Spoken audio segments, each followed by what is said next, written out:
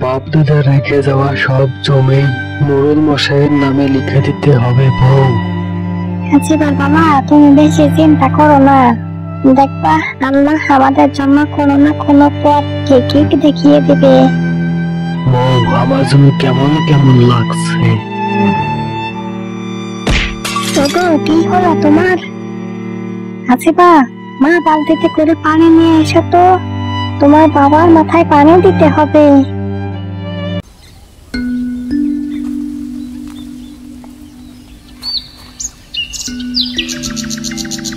বাহ বাহ, শুকরিয়া আল্লাহর কাছে, এবছর আমার জমিতে পড়ার জোয়ানো ধান ফলেছে। গত কয়েক বছরে ফসল বেশি ভালো ফলেনি বলেই অনেক টাকা ঋণ হয়ে গেছে। আল্লাহ বুঝে এবার আমার মুখের দিকে তাকিয়েছে। যাক, এবছর ভালোই ভালোই ফসলটা ঘরে তুলতে পারলেই হয়। দুপুর হয়ে গেছে, ভর দুপুরে মাঠে থাকাটা ঠিক হবে না। যাই, এখনই বাড়ির দিকে ফিরে যাই।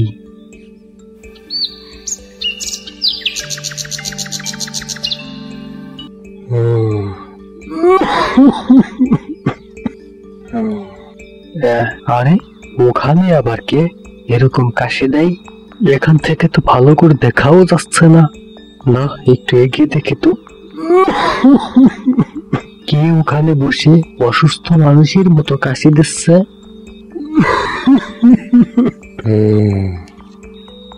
আরে বাবা, আপনি কি? আপনার কি হয়েছে? আপনাকে তো এর আগে এই গ্রামে কখনোই দেখি নাই। আপনি কোথা থেকে এসেছেন? বাবা, আমি তোমাকে সকল কথা পরে খুলে বলবো। বাবা, আমি অনেক অসুস্থ, তুমি কি আমাকে একটু সাহায্য করবে? আরে বৃদ্ধ বাবা, আপনি তো আবার বাবার মতোই।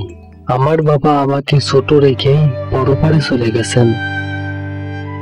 আমার কপালে বাবার আদর যত্নটুকু জুটেনি। আমি বুঝি বাবাকে হারানোর কষ্ট।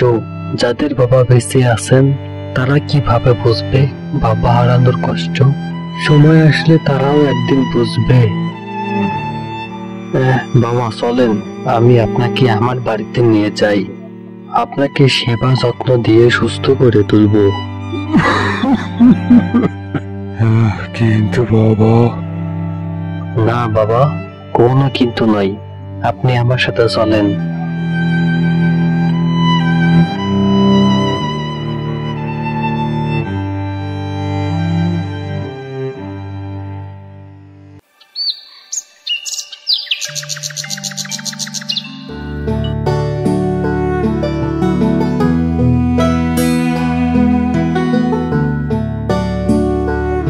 এই কই গো বউ, এই দেখো কাকে বাড়িতে নিয়ে এসেছি।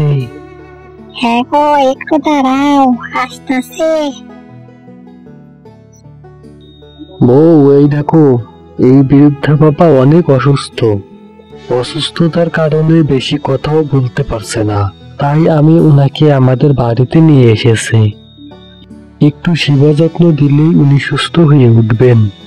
হ্যাঁ হাসিবা বাবা, তুমি ওনাকে বাড়িতে এনে ভালোই করেছ।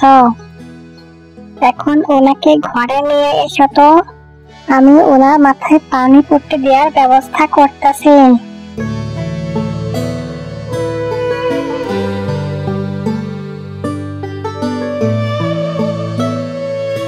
ওগো, বৃদ্ধ বাবার মাথায় এই পানি পট্টিটা দিয়ে দাও তো।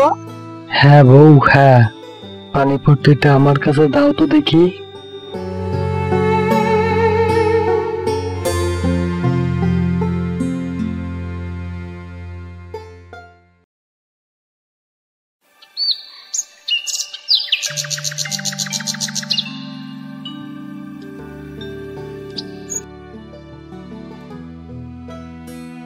আরে আরে, বৃদ্ধ বাবা আবার কোথায় গেলেন? বৃদ্ধ বাবাকে তো কোথাও দেখছি না। তাহলে বৃদ্ধ বাবা আবার বাহিরে কোথাও যায়নি তো? দেখি তো, বৃদ্ধ বাবা বাহিরে কোথাও আছে কিনা।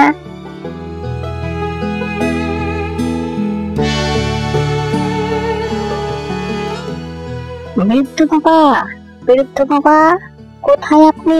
বৃদ্ধ বাবা, দেখি তো পুকুর পাড়ে আছে কিনা।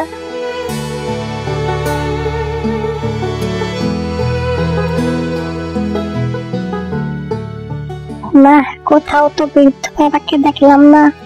তাহলে উনি কোথায় গেলেন? বিষয়টা তো অনেক চিন্তার বিষয়।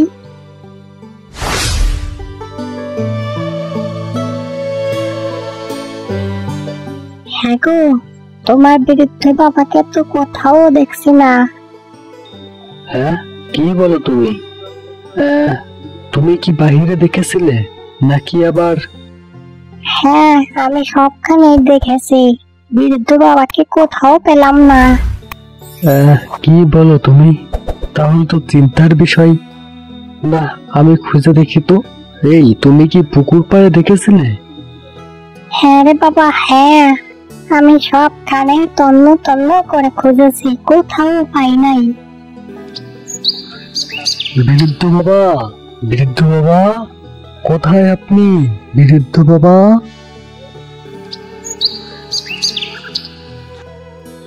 এই যে রতন ভাই, তুমি কি কোনো অসুস্থ বৃদ্ধ লোককে দেখলে? হ্যাঁ,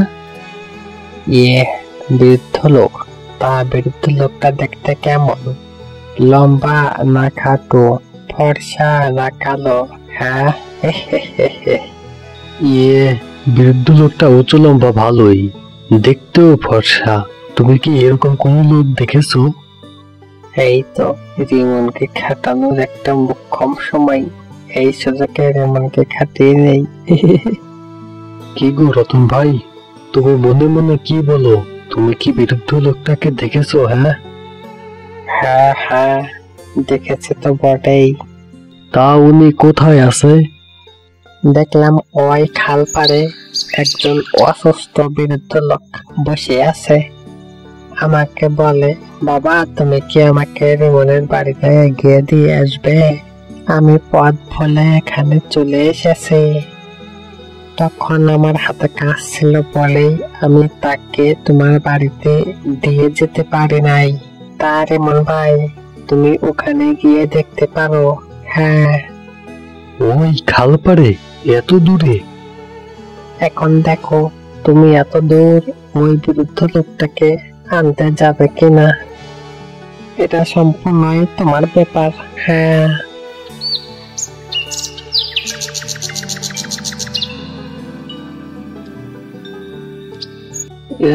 এত দূরে ওই খাল পাড়ে বৃদ্ধ বাবা গেলেন কি করে? না, আমাকে পা চালিয়ে যেতে হবে, অনেক দূরের পথ। না জানি বৃদ্ধ বাবা কি করতেছেন, এমনিতেই অসুস্থ মানুষ।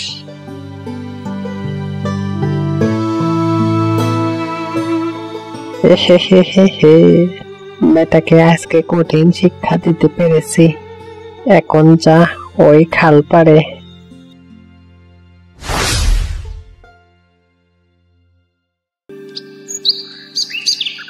কি গো, বৃদ্ধ বাবাকে কি খুঁজে পেলে? না রে বউ, বৃদ্ধ বাবার কোনো খোঁজই পেলাম না। এখন দুটো খাবার দাও তো, খাবার খেয়ে মাঠের দিকে যাব। হ্যাঁ দিচ্ছি গো, তুমি হাত মুখ ধুয়ে আসো তো দেখি।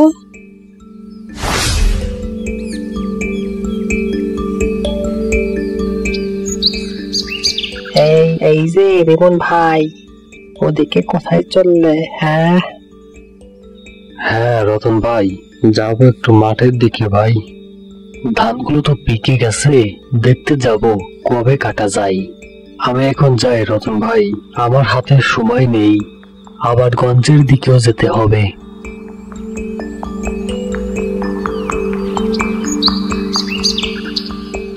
কিরে রফিক, কদে এখন আমাদের কি করা উচিত? রতন ভাই, আমাদের ফর্মুলা বলে তো, রিমন মেয়ের মাঠের সব ধানে আজ রাতে গায়েব করে দেওয়া উচিত।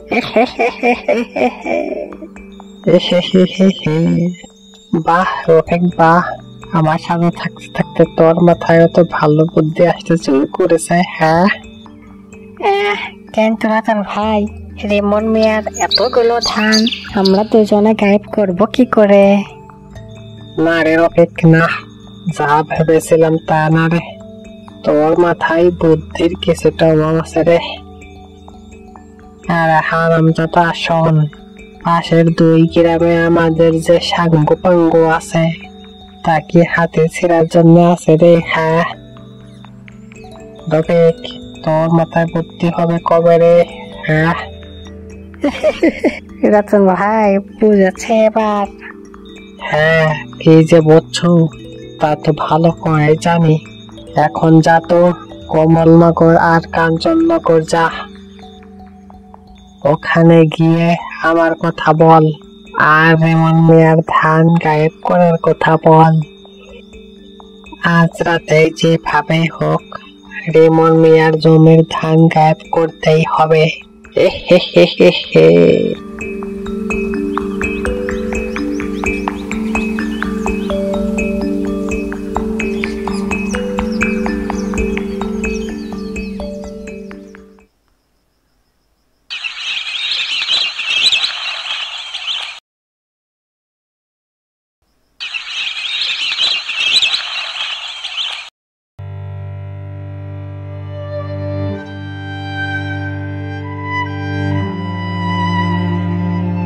হাই হাই হাই, এ আমার কি হয়ে গেল? আমার এত বড় ক্ষতি করলো কে?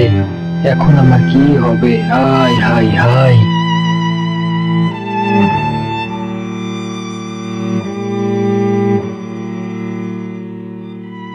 হ্যাঁ রে রেমন ভাই, কালকে বিকেলেও তো তোমার জমিতে ফসল দেখলাম।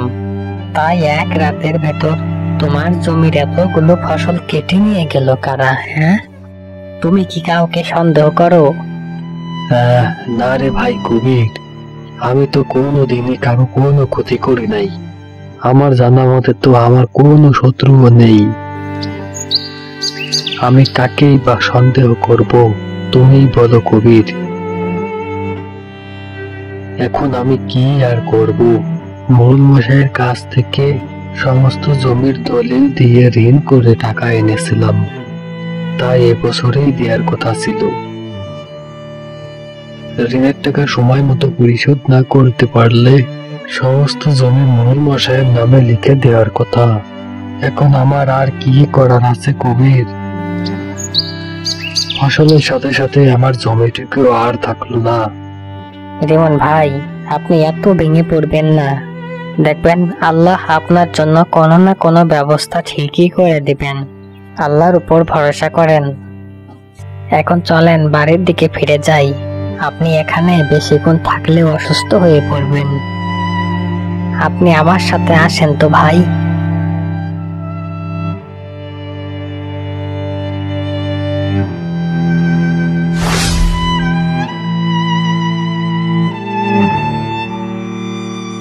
কি গো, আজকে তোমার মুখটা পেঁচার পেঁচার লাগছে কেন? কোনো অঘটন ঘটেছে নাকি? আরে বউ, আমাদের অনেক বড় সর্বনাশ হয়ে গেছে। হ্যাঁ, সর্বনাশ? আমাদের কি সর্বনাশ হলো গো? তুমি কি সর্বনাশের কথা বলছো হাজিবার বাবা? আরে আর বলো না বউ, ভাবতেই আমার দমটা বন্ধ হয়ে আসতেছে। আমাদের সকল জমির সব ধানে চুরি হয়ে গেছে। আবার ওদিকে এবছরে মোড়ল মশাই সব ঋণের টাকা পরিশোধ করতে হবে। এবছর ঋণের টাকা পরিশোধ করতে না পারলে বাপ দাদা রেখে যাওয়া সব জমি মোড়ল মশাইয়ের নামে লিখে দিতে হবে বউ।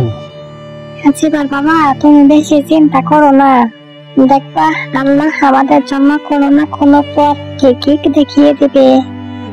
বউ, আমার জন্য কেমন কেমন লাগছে। ওগো, কি হলো তোমার? হাজিবা, মা বালতিতে করে পানি নিয়ে এসো তো। তোমার বাবার মাথায় পানি দিতে হবে।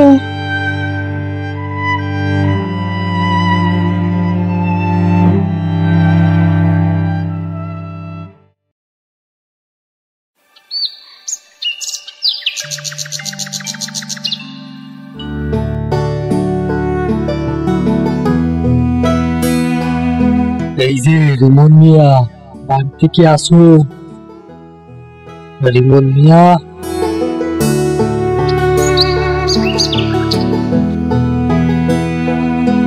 আরে মোড়ল চাচা, হঠাৎ আপনি আমার বাড়িতে, তাও আবার সকাল সকাল? না, এসে তো আর পারলাম না। তুমি গত 2 বছর আগে আমার কাছে তোমার ফসলের জন্য দলিল দিয়ে ঋণ করে টাকা আনলে। তাই এই 2-3 বছরের মধ্যে তুমি আমার সাথে দেখা করলে না। কারণ কি? হ্যাঁ মোড়ল মশাই, এত কাজের চাপে আপনার সাথে দেখা করার মতো বাড়তি কোনো সময় পাইনি। মোড়ল মশাই, এজন্য আমি খুবই দুঃখিত। আমাকে ক্ষমা করে দিন মোড়ল মশাই। সে না হয় গত কয়েক বছর দেখা করা নাই, তার জন্য ক্ষমা করে দিলাম, কিন্তু আমার টাকা পরিশোধের সময় তো এবছরেই শেষ হয়ে যাবে। আর তুমি আমার টাকা পরিশোধ করবে কবে? হ্যাঁ মোড়ল মশাই, আপনি যে কি বলেন? রিমন মিয়া আর কিভাবে আপনার ঋণের টাকা পরিশোধ করবে? রিমন মিয়া সকল জমির সমস্ত ফসলই তো চুরি হয়ে গেছে। এখন রিমন মিয়া আর কোথা থেকে টাকা পাবে? শর্ত মোতাবেক রিমন মিয়ার 3 বছরের মধ্যে টাকা পরিশোধ করতে না পারলে সমস্ত জমি আপনার নামে লিখে দেওয়ার কথা ছিল। মোড়ল মশাই, রিমন মিয়াকে বলেন তার সমস্ত জমি আপনার নামে লিখে দিতে। এটা ছাড়া রিমন মিয়ার সামনে আর কোন পথ খোলা নেই। মোড়ল মশাই, না মোড়ল মশাই, মোড়ল মশাই, আমাকে আর কিছুদিন সময় দিন। আমি আপনার সব টাকায় পরিশোধ করে দিব। মোড়ল মশাই, তাছাড়া ঋণের টাকা পরিশোধের সময় শেষ হতে আরো তো প্রায় 2 মাস বাকি আছে। মোড়ল মশাই, এই 2 মাসই আমাকে সময় দেন। আমি 2 মাসের মধ্যেই আপনার সকল টাকা পরিশোধ করে দিব মোড়ল মশাই। ঠিক আছে রিমন মিয়া, তুমি যেহেতু এত করে বলছো, তোমাকে এই 2 মাসই সময় দিচ্ছি, কিন্তু মনে রেখো রিমন মিয়া, এই 2 মাসের মধ্যে আমার টাকা পরিশোধ করতে না পারলে শর্ত মতো সমস্ত জমি আমার নামে লিখে দিতে হবে। তখন কিন্তু আমার কাছ থেকে সময় চাইলে আমি আর কিন্তু কোনো সময় দেব না। কথাটা যেন মনে থাকে রিমন মিয়া, এই বলে দিলাম। জি আজ্ঞে মোড়ল মশাই।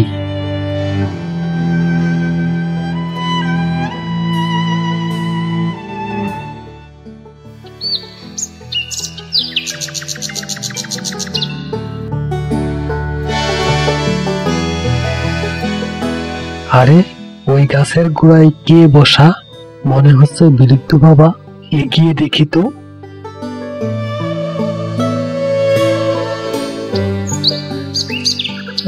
আরে বৃদ্ধ বাবা, আপনি এখানে বসে আছেন? গতকাল আমি আপনাকে কত জায়গায় খুঁজেছি, আমি তো আপনাকে কোথাও পেলাম না। আপনি কোথায় গিয়েছিলেন বাবা? আপনি কি এখন সুস্থতা অনুভব করছেন? সে কথা পরে হবে বাবা, আগে বলো তো, শুনলাম তোমার নাকি সকল জমির ফসলে চুরি হয়ে গেছে। হ্যাঁ বাবা, আমার জমির সমস্ত ফসলে কে বা কারা যেন চুরি করে নিয়ে গেছে। বাবা কি বলবো আর দুঃখের কথা, মোড়ল মশাইয়ের কাছ থেকে অনেক টাকা ঋণ করেছিলাম। তা ভেবেছিলাম এবছরের সমস্ত ফসল বিক্রি করে মোড়ল মশাইয়ের সমস্ত টাকায় পরিশোধ করে দিব। তা আর হলো না। এখন বুঝি বাপ থেকে রেখে যাওয়া সমস্ত ফসলি জমি মোড়ল মশাইকে লিখে দিতে হবে। বাবা রিমন, তুমি আর চিন্তা করো না বাবা, তোমার সততার সমস্ত পুরস্কারই তুমি পাবে বাবা।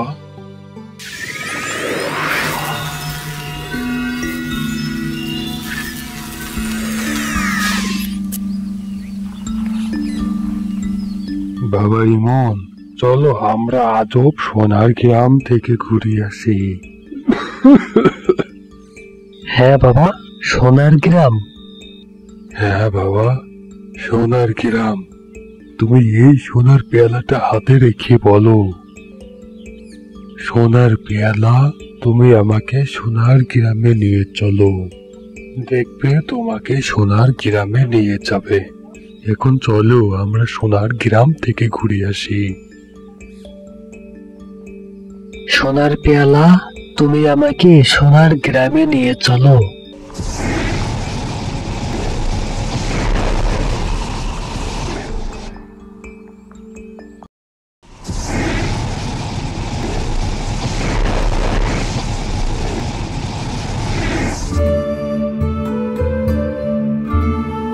ও মাই গড, আসলেই তো পুরো গ্রামটাই তো সোনার।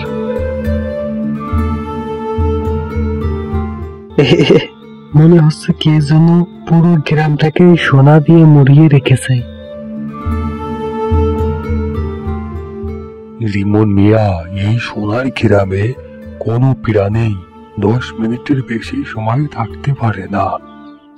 যদিও কেউ 10 মিনিটের বেশি সময় থাকতে চায়, সে পাথরে পরিণত হয়ে যায়। যেমন ওই দেখো,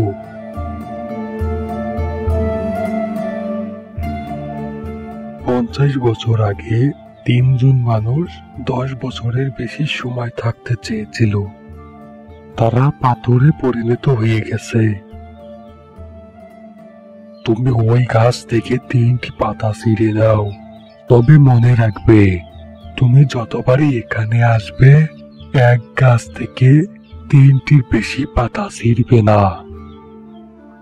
যাও, তুমি সোনার পাতা ছিঁড়ে নিয়ে এসো।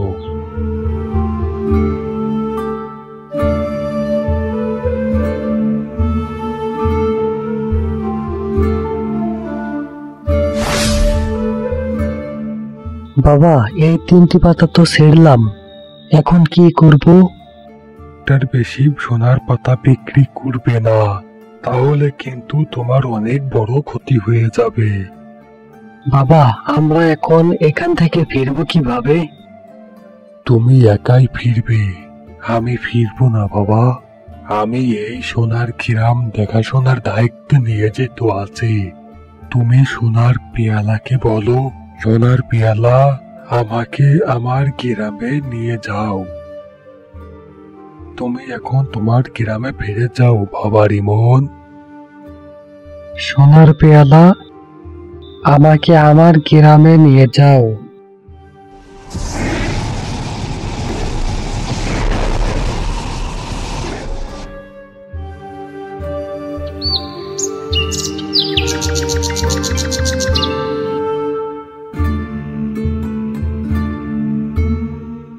বউ, এই দেখো, আমাদের আর কষ্ট করে দিন কাটাতে হবে না। বউ, বাকি কথা পরে বলবো, এখন অনেক ব্যস্ত আছে। সোনার পেয়ালা আর পাতা দুটো রেখে দাও তো, আমি একটা সোনার পাতা বিক্রি করে মোড়ল মশাইয়ের ঋণের টাকাটা দিয়ে আসি।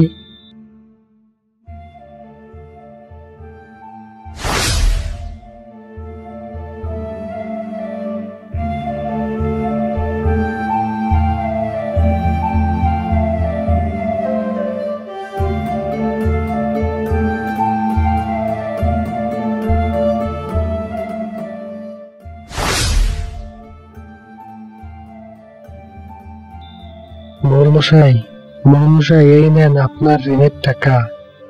কি বললে তুমি? তুমি ঋণের টাকা এনেছো?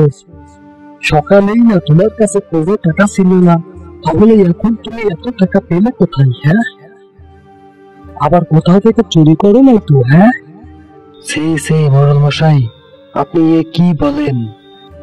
হ্যাঁ, রিমন মিয়া, টাকা টেবিলের উপর রাখুন। মোড়ল মশাই, আমার জমির দলিলটা দেন। রিমন মিয়া, তোমার জমির দলিল তো আরো অনেক দলিলের মধ্যে রয়েছে, তা তুমি আগামীকাল এসে তোমার জমির দলিল নিয়ে যেও। জি আজ্ঞে মোড়ল মশাই।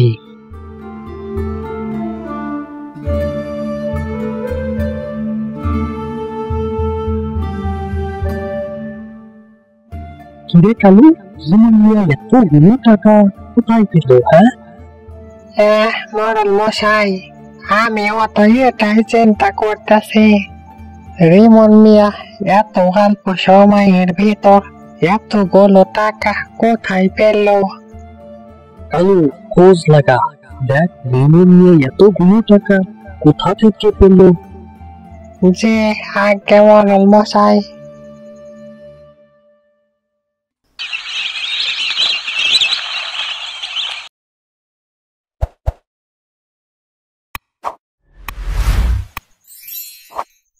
এই রতনা রফিক, দাঁড়া তোরা দুটোই। কে তোরা এই রাতের বেলা আমার কাজ সর্বনাশ করে আসলি? আরে কালু ভাই, কি যে বলেন, সেদিন মোর মশাই আমাদের বিচার করার পরই তো আমরা চুরি চামারি করা ছেড়ে দিয়েছি। তা বেটা, তোর মিথ্যা কথা আমারে কি তোর মনে হয়? দুদিন আগে তোরা দুজন পাশের গ্রামের লোক এনে রিমন মিয়া সব ধান কেটে নিয়েছিস, আমি কি তা জানি না রে? এই দুদিন তোরা এই গ্রামে ছিলি না রে? শোন রতন, কালকে সকালেই আমার ভাগ আমার বাড়িতে পৌঁছিয়ে দিবে। যদি না দিস তাহলে তো জানিসই। আচ্ছা কালু ভাই, ঠিক আছে, আপনি এ নিয়ে কোনো চিন্তা করবেন না, আপনার ভাগ আপনার বাড়িতে পৌঁছে যাবে কালু ভাই। এখন যা, তোরা যেখানে যাচ্ছিলি।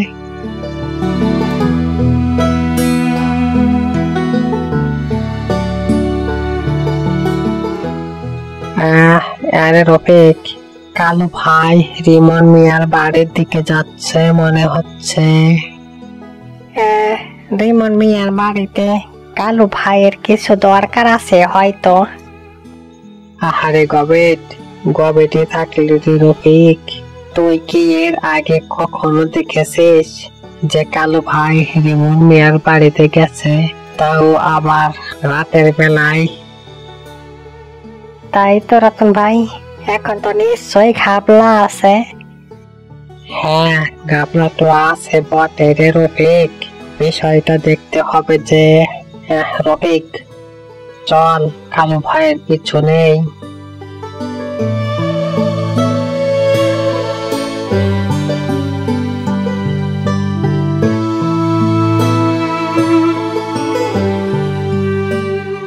রে রফিক, কি বলেছিলাম? দেখ, কালু ভাই রিমন মিয়ার ঘরের জানালার কাছে ওকে মেরে কি যেন দেখতেছে। রতন ভাই, তুমি ঠিকই বলেছ।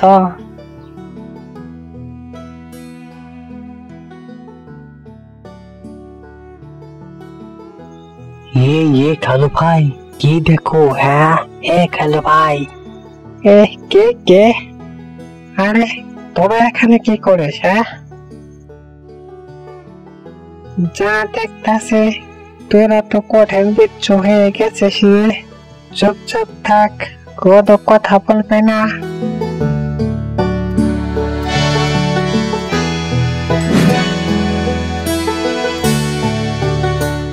ওগো হাসিবার বাবা, তুমি এই সোনার পাতা ও সোনার পেয়ালা পেলে কোথায় তা বললে না যে?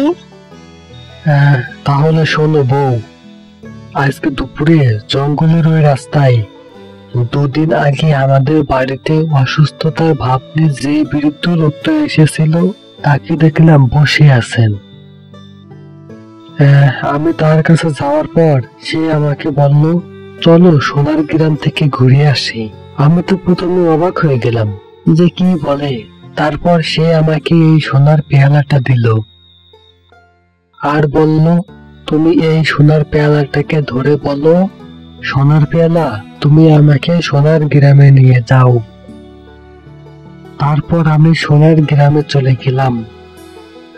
জানো তো বউ, সোনার গ্রামের চারিদিকে শুধু সোনা আর সোনা। আর ওখান থেকেই তো আমি সোনার পাতা এনে ওই পাতা দোকানে বিক্রি করে মোড়ল মশাইয়ের সমস্ত ঋণের টাকা পরিশোধ করে আসলাম।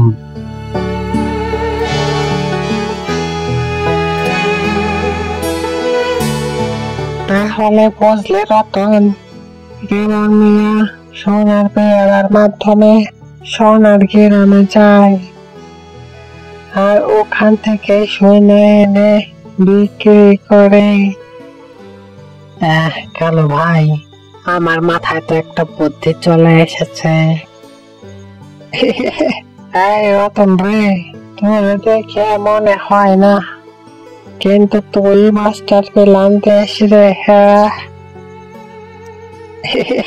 তোর মাথায় কি প্ল্যান এসেছে তা আমি ভালো করে জানি রে রতন। তাহলে শোন, গভীর রাতে রিমন মিয়ার বাড়িতে আসবে, আমিও আসবানি। রিমন মিয়া ও তার বউ ঘুমিয়ে যাক। এখন চল, আমাদের সারা শব্দ টের পেলে আবার ঝামেলা আছে।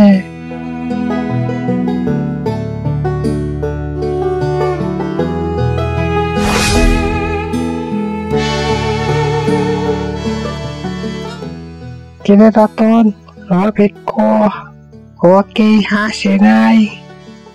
কালু ভাই, এই রতন কাঁচা কোনো কাজ করে না। রফিককে পাঠিয়ে দিয়েছি রিমন মিয়ার বাড়ির খোঁজ আনতে। সাবাস রতন, সাবাস বেটা।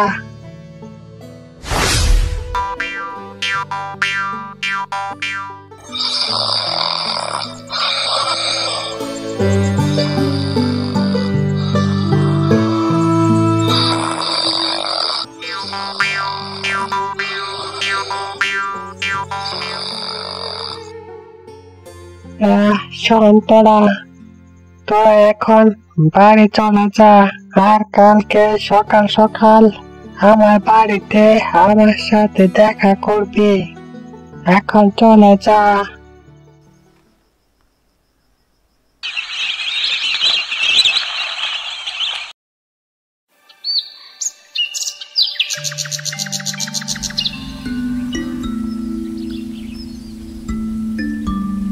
কালু ভাই, ও কালু ভাই, তুমি কি বাড়িতে আসো?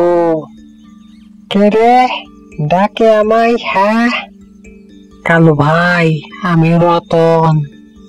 ও রতন, তোরা তাহলে আইছিস, এখন আয় তো আমার ঘরে আয়।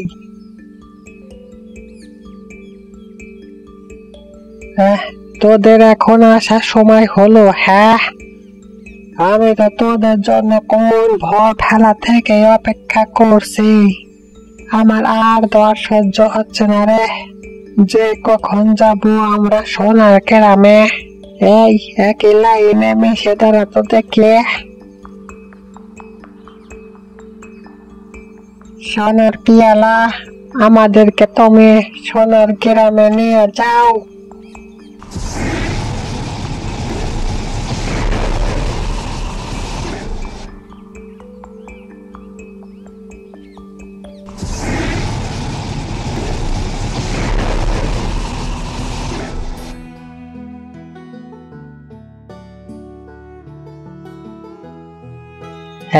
ওরে রফিক, দেখছিস চারিদিকে কত সোনা আর সোনা।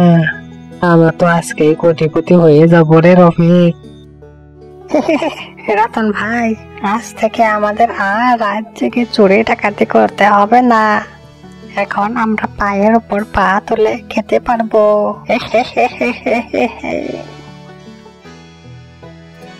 এই রতন, রতন চল আমরা ওদিকটা ঘুরে দেখি।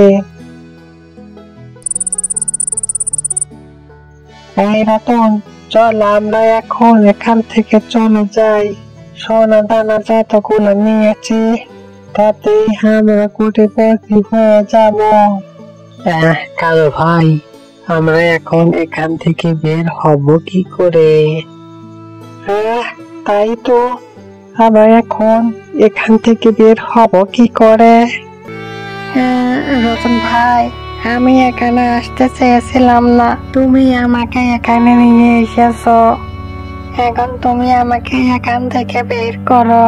হ্যাঁ।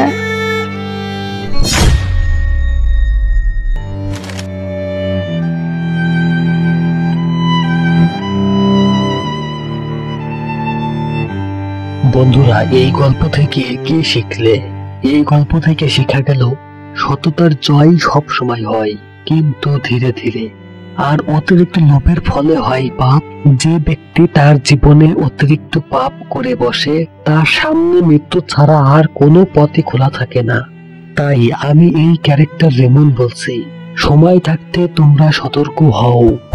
বন্ধুরা, গল্পটি ভালো লাগলে লাইক, কমেন্ট এবং সাবস্ক্রাইব করতে ভুলো না। সাবস্ক্রাইব করার জন্য ধন্যবাদ সবাইকে।